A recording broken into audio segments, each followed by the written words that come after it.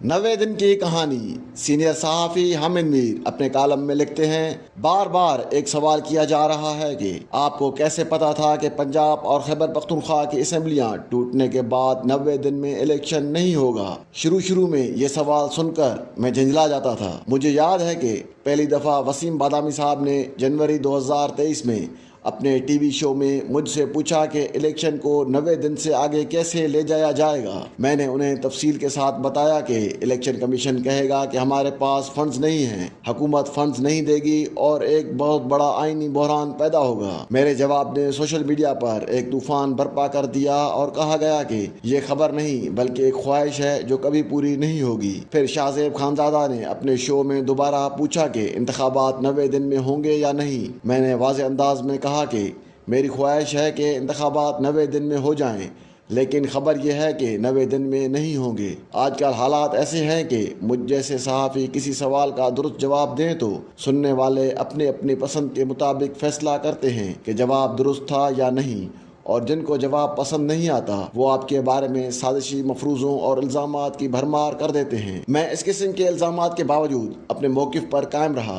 फिर Lahore high court और supreme court ने भी 90 दिन में इलेक्शन का हुक्म दे दिया। अदालती अहकामात के बावजूद मैं इस मौक़िफ़ पर कायम रहा कि इलेक्शन 90 दिन में नहीं होगा, लेकिन साथ ही साथ ये गुजारिश भी करता रहा कि खुदारा पाकिस्तान के आइन को तमाशा न बनाएं। फिर जब नज़र आने लगा कि इलेक्शन 90 दिन में नहीं होगा तो पूछा जाने लगा कि आपको कैसे पता था इलेक्शन 90 दिन में नहीं होगा। ये सवाल वो दोस्त कर रहे थे जो पहले मुझसे इत्तफाक करने के बजाय कहते थे कि इलेक्शन 90 दिन के अंदर ही होगा। ये नाचीज़ मुस्कुराकर इस सवाल को नज़रअंदाज करता रहा। हर वक्त हर किसी को आप ये नहीं बता सकते कि आपका कहा सही क्यों निकला। इस दौरान बहुत से दोस्त और साथी नाराज़ हो गए क्योंकि मैंने उनके टीवी शोज़ में शिरकत से माजरत कर ली। माजरत की वजह सिर्फ एक सवाल से फरार नहीं बल्कि तंगी वक्त भी थी।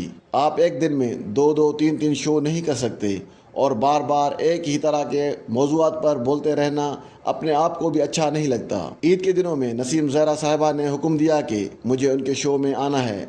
मैंने डरते डरते कोई बहाना बना दिया, लेकिन उन्होंने बड़े शान बेनियाजी से मेरा बहाना मुस्तरद कर दिया। उन्होंने अरसा दराज से हमारी बड़ी बहन की पोजीशन हासिल कर रखी है और हमने कभी इस पोजीशन के एहतराम में कोई कसर नहीं छोड़ी। इस किस्म की पोजीशन पर बैठे लोग अक्सर अपने अख्तियारात का नाजायज़ इस्तेमाल करते हैं, लिहाजा हमारी बड़ी बहन साहिबा ने हमारे बहानेबाजी पर अंग्रेज़ी ज़ुबान का एक ऐसा लफ्ज़ इस्तेमाल किया जिसने हमें फ़ौरन हाँ कहने पर मजबूर कर दिया। हाँ कहने के बाद उनसे सिर्फ इतनी गुजारिश की कि बराए करम मुझे सियासत में ना उलझाइएगा। उन्होंने कमाल शफ़क़त का मुज़ाहरा करते हुए ऐसा ही किया। अपने शो की इब्तिदा में महंगाई पर गुफ्तगू करने के बाद उन्होंने कश्मीर पर सवाल कर डाला। ये इनका महबूब मौजू है और जिसने इनकी किताब from Kargil to the coup नहीं पढ़ी वो पाकिस्तान की सियासत में मसला कश्मीर की अहमियत को नहीं समझ सकता। पाकिस्तान के अक्सर सियासी व गैर सियासी हुक्मरानों के अरूज व ज़वाल में मसला कश्मीर कार फरमा था। गुफ्तगू के दौरान नसीम ज़हरा ने कह दिया कि जनरल बाजवा का कोर्ट मार्शल होना चाहिए। कुछ बातें मैंने भी कह दी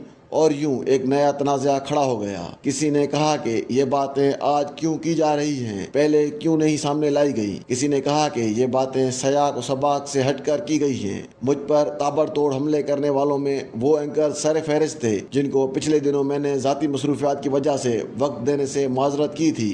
दिलचस्प बात यह है कि जनरल बाजवा पर तनकीद से ज़्यादा तकलीफ कुछ भारतीय सहाफ़ियों को भी हुई, क्योंकि उन भारतीय सहाफ़ियों का ख्याल है कि बाजवा ने पाकिस्तान और भारत को करीब लाने में बहुत अहम किरदार अदा किया। इनमें ऐसे भी हैं जो पाकिस्तान आकर ऑफ द रिकॉर्ड ब्रीफिंग से मुस्तफ़ीद होते और वापस जाकर कहते थे कि भारत को पाकिस्तान के साथ क्रिकेट नहीं खेलनी चाहिए। मेरे पास ऐसे भारतीय सहाफ़ियों के पैगामात आए जिनका ख्याल है कि नसीम ज़हरा ने मुझे अपने किसी साजिशी एजेंडे के लिए इस्तेमाल कर लिया। दूसरी तरफ नसीम ज़हरा अपने मौक़िफ़ पर डटी रहीं, बल्कि उन्होंने कुछ साहिबान को कानूनी नोटिस भी दे दिए हैं। ये तफसील बताने का मकसद सिर्फ ये है कि नसीम ज़हरा ने मुझसे कश्मीर का सवाल इसलिए पूछा क्योंकि मैंने दरख्वास्त की थी कि मुझे पाकिस्तानी सियासत में ना उलझाया जाए। अब तो ISPR ने इस मामले पर वजाहत भी कर दी है। नाक़दीन को सिर्फ ये अर्ज़ करना है कि 5 अगस्त 2019 को भारत में मकबूजा कश्मीर की आईनी हैसियत तब्दील की थी। ऐन उस दिन रोज़नामा जंग में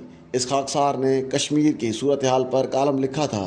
کیونکہ باجوہ صاحب نے بھارت کے ساتھ بیک ڈور چینل 2017 سے کھول رکھا تھا۔ بھارت کے بارے میں ان کے تمام اندازے غلط اور ہمارے صحیح ثابت ہو رہے تھے۔ اگر وہ بھارت سے دوستی کی کوشش پارلیمنٹ کو اعتماد میں لے کر کرتے تو بہتر ہوتا، لیکن باجوہ اور عمران خان دونوں نے پارلیمنٹ کو ایک ربڑ اسٹیمپ بنا رکھا تھا۔ آج عمران خان ہر قیمت پر دوبارہ ایک ایسا اقتدار حاصل کرنا چاہتے ہیں جس میں وہ ایک دفعہ پھر اختیار سے محروم ہوں۔ پچھلے دنوں ہمدم دیرینہ عامر متین نے اپنے ٹی وی شو میں الیکشن کے التوا کی وجہ پوچھی تو میں نے انہیں تفصیلی جواب دیا۔ عرض کیا کہ مجھے 90 دن میں الیکشن نہ ہونے کا اس لیے پتہ تھا کہ میں اپنے ذاتی تجربے کی روشنی میں جانتا ہوں کہ پاکستان میں آئین غیر مؤثر ہو چکا ہے۔ میں اپنی صحافتی زندگی میں 3 دفعہ پابندیوں اور کئی قاتلانہ حملوں کا سامنا کر چکا ہوں۔ مجھ پر کبھی کسی عدالت کے حکم پر پابندی نہیں لگی، نہ کسی عدالت نے یہ پابندی ختم کرائی۔ ایک قاتلانہ حملے کی inquiry chief justice of Pakistan نے کی، لیکن وہ میرے نامزد کردہ ملزم کو انکوائری کمیشن کے سامنے بلانے میں ناکام رہے۔ ستم ظریفی تو یہ تھی کہ اسلام آباد ہائی کورٹ نے مشہور زمانہ تھانہ